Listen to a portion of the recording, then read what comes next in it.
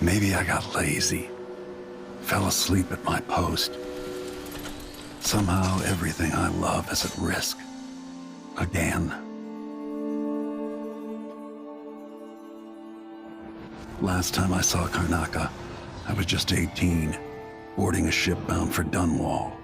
It was dawn and I'd been up all night dancing 3 sheets to the wind. I was puffed up with the old Duke's favor, and I thought I was the greatest swordsman the Isles had ever known. For over 3 decades, I've lived in a palace, watching over the people I love. I've had an empress die in my arms, and raised another from birth. Who would have thought I'd come back home, the most wanted man in the Isles, following the trail of a monstrous killer? What would that 18-year-old think of me now?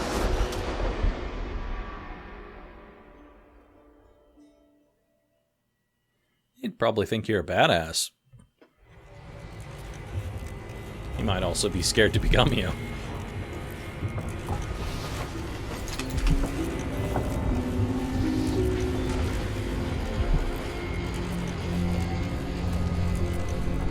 Now we've got our stuff back.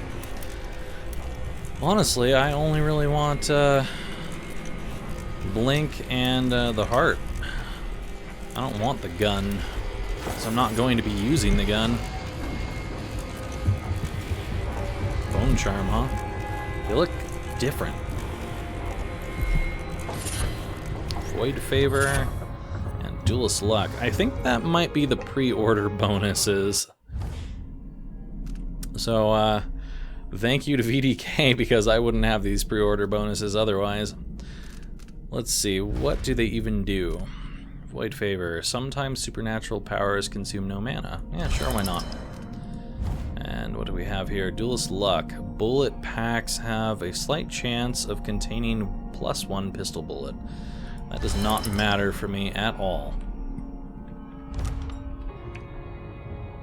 Goodbye, Karnaka. A musician's farewell. I think this is also part of the stuff that you get for pre-order, which is fine with me because I like reading more. 12th. Well, it was pure luck, but I managed to get myself passage to Morley aboard a decent ship, the Dreadful Whale. It's called. Is that a mistake? Shouldn't it be the Dreadful Whale, like the sea beast? I didn't want to risk pointing something like that out to the captain, that Foster lady. She looks like the sort to dump a disagreeable passenger overboard without a second thought. 14th. Goodbye, Karnaka. I won't miss you. Times are getting bad there. I don't know what's more unbearable, breathing mine dust all day long, or hearing the constant ramblings of Duke Luca Abel over the street speakers. Every bar I played in, some drunk asked me to sing a song, either making the Duke sound like a hero of the people, or the opposite, the worst villain in a generation, and I got sick of it pretty fast. It will take a few weeks to get to Morley, give or take some days, depending on the currents and winds, but I appreciate the company of Captain Foster and the other passenger, a Tivian scholar. I think I try to help, or a Tivian scholar, I think. I try to help out around the boat as much as I can, cooking, cleaning, and repairing stuff. Playing the guitar for them at night. I hope they don't throw me to the sharks when they find out I'm dirt broke. I won't be able to pay my fare when we reach Morley. 19th. Morlean food seems to suit Captain Foster. She likes the way I use lots of sugar and toss a shot of whiskey into all my recipes, even if she groused at the end of the week for how many supplies, or of the supplies I've gone through. 24th.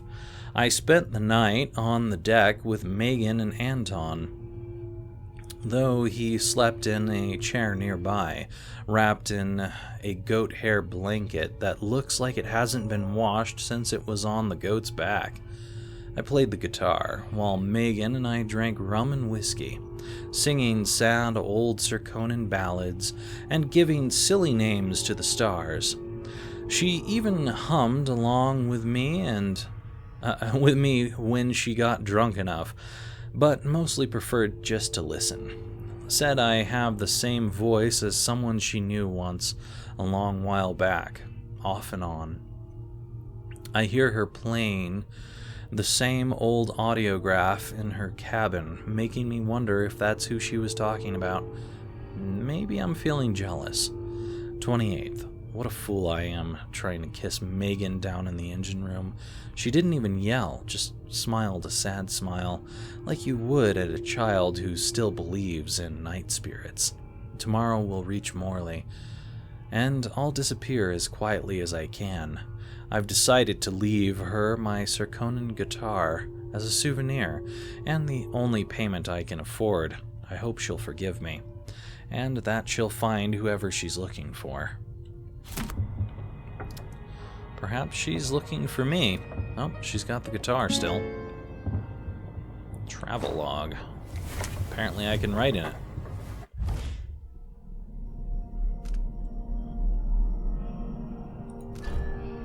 Edge of the world.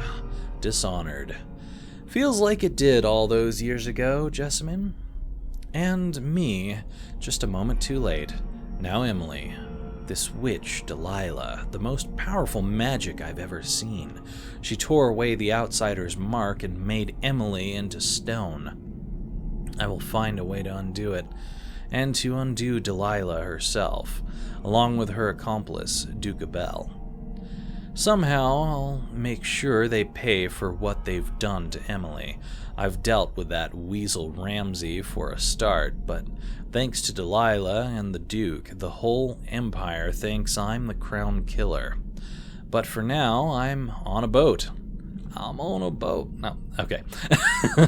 Heading away from Dunwall toward my homeland. Seems absurd to write it down. The captain is Megan Foster. She says she's friends with Anton Sokolov, the old royal physician.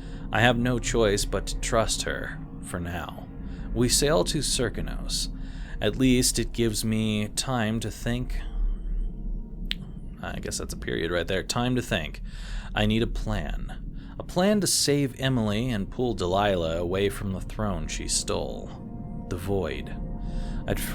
I'd almost forgotten the way it feels to walk in the void, that sickening sensation, like falling, like being abandoned by everything you've ever known and the outsider, those dead eyes of his, limitless black.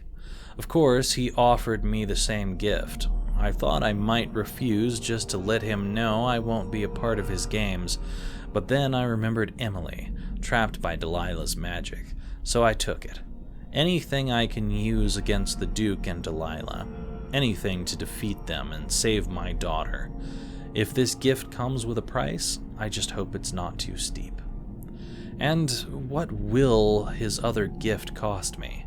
Jessamine's beloved voice, trapped in the same strange contraption that kept me company 15 years ago?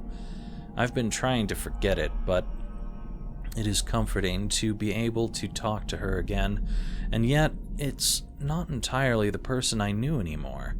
We've finally arrived in Karnaca. I haven't seen the city in years.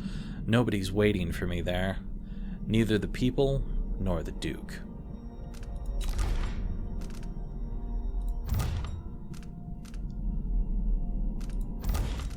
Alright, looks like we've already seen all this stuff. Let's check out what kind of powers we've got.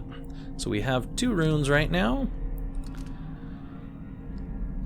Blink over here looks like it can be upgraded twice, or 3 times actually. Let's see here, strategic tips. Blink allows us to move very fast without being seen, making it useful for stealth since you can blink from one hiding spot to another, or even rooftop to rooftop if you combine the power with jump. Blink can effectively be chained together with assassination or choke if used to approach unaware enemies. You can also blink through glass, breaking it, or blink upward for limited distances. Note that the cursor changes when aimed at a climbable surface or ledge. The mana cost for using the power is low, so the recharge portion of the mana bar will allow us to blink even when we have no elixirs.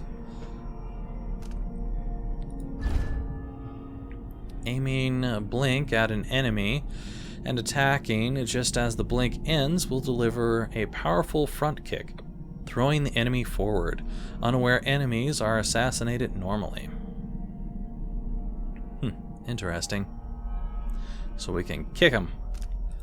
What is this one? Time is suspended if we stop moving while aiming blink, even in midair. Blink while jumping or falling to reach more places. That's pretty cool. That's basically what Dowd had. And finally, our movement range is extended, and we can now reach remote places and explore our surroundings even more. Alright, let's see what else we've got. We've got Possession. Possession is very powerful, allowing us to merge physically with an animal, such as a fish or a rat, for a limited duration. We must have an unobstructed path to our target. This power is useful for stealth, enabling us to hide in small places or move through spaces normally too small for us, like water-filled drainage pipes and ventilation ducts. Enemies will try to stomp us if we are possessing a rat. While possessing a hound, we can sprint faster. That's pretty cool. And it looks like you can get a whole bunch of different things here. 4 things after we go here. I wonder if you have to get all 3 of these to get to this one, or what?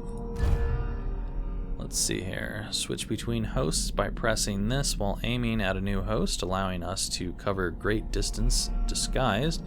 If all possession upgrades are unlocked, we can effectively jump from human, animal, and dead hosts. Dead hosts, huh? Use human corpses as a hiding spot to avoid conflict. And to take a closer look at our surroundings without being noticed. Interesting. Possess a host for a longer duration. This allows us to cross greater distances and take more actions while inside of our host. And finally, our control of humans is limited, so combat or fast movement are not possible. Possessing a human allows us to perform simple actions such as collecting objects or opening doors. Allies of the human that we are possessing will not attack us, and security devices attuned to the human that we are possessing, like an arc pylon or wall of light, will not harm us as well. If we are falling, possessing an animal or human on the way down will effectively break our fall. Interesting. Bend time over here. Bend time is useful for sneaking and assassination. Since our enemies are suspended in time, slip past the enemies to sneak away or rush them for a lethal strike. Anything that we touch is pulled into our time and moves faster briefly. Bend time is also useful for stopping projectiles in midair, giving us a chance to move out of the way or even collect them. Stop time. Stop time brings time to a complete halt. Our own movement is only affected slightly, but everything else stops completely for a short duration. We can advance time in slow motion by holding the right mouse button. Our movement speed is faster relative to the world's slower speed. And this one is time is slowed for longer, giving us a better chance to interact with our surroundings or escape combat situations. Dark vision. A pulse occurring at regular intervals will show us the directional facing and view cones of our enemies, and even enables us to see them through walls, giving us vital situational awareness for stealthy ambush or for sneaking through the area. Also provides visual representations of the sounds that we're making, further aiding in stealth and helping determine the enemy's awareness. See what else we can do with it.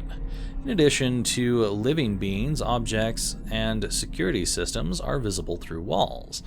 This makes it easier to search an area for resources and mission items, or to deactivate security systems and mechanical enemies. Enemy routes and their intended destinations are now visible to us. Use this info to avoid enemies or to lure them into traps. Wow, that is a really interesting ability, being able to see where something is planning to go. Gonna Donnie Darko it up here. Wind Blast. Wind Blast is useful for fighting enemies, especially in groups, and for shattering wooden doors. An enemy near a railing will be knocked over it, falling to his doom. If an enemy fires a slow projectile at us, such as a grenade, or the watchtower's incendiary missile, Wind Blast can send the projectile back at them if properly timed. Greater Wind Blast. This powerful wind will kill enemies directly affected by it. When timed right, projectiles thrown in our direction can be deflected with more accuracy. The power will throw enemies into nearby walls hard enough to kill them. Shockwave. An additional circular gust of wind is cast around us as we use Wind Blast. Use it when surrounded to regain advantage or flee safely. Can do a devouring swarm of rats. A rat swarm is usually lethal against 1 or 2 enemies, but anyone attacked fights back. If the rats are released on a group of enemies, sometimes that group can kill enough rats to disperse the swarm. Devouring swarm can also be used to quickly dispose of corpses, which is kind of neat. And if we also have the possession power, we can summon rats and possess one of them. Interesting. Greater Swarm. Corpses are devoured faster, and enemies stand a smaller chance of surviving such a powerful attack. Rat Piper. The summoned rat swarm will follow our path when there are no enemies or corpses nearby. And Twin Swarms. Instead of casting one swarm, 2 smaller swarms can be summoned individually that move and act independent of each other. Interesting. What else do we have? Strength. Distract enemies from greater distances with sound by throwing an object such as a bottle, or target an enemy directly with a thrown object, dealing more damage on impact. Unaware enemies can generally be knocked out if hit in the head by thrown objects. But with this upgrade, it's possible even in combat. Interesting. So we can throw objects to actually knock people out. Good to know. Vitality. Oh wait, there's something down here. What's this one about? Our overall strength is greatly increased, allowing us to shatter weaker wooden doors with our sword. Warning, this is noisy. That's kind of cool. Vitality. Our health is increased, allowing us to sustain more damage from attacks, explosions, or falling. This one, with the upgrade, the portion of our health bar that regenerates is improved. Regeneration occurs faster. Reflexes. Preternatural reflexes, allowing us to deflect any kind of incoming projectile with our sword by holding block. Wow. That's pretty epic and awesome. Focused slide. Slow time while sliding if aiming a ranged weapon at an enemy. Interesting. When sliding with the pistol or crossbow equipped, time is slowed for us. This allows us more precise aiming and a better shot accuracy. That seems quite helpful. Superior deflection. Deflect projectiles toward the nearest enemy. Bullets and bolts that we parry are deflected towards our closest enemy.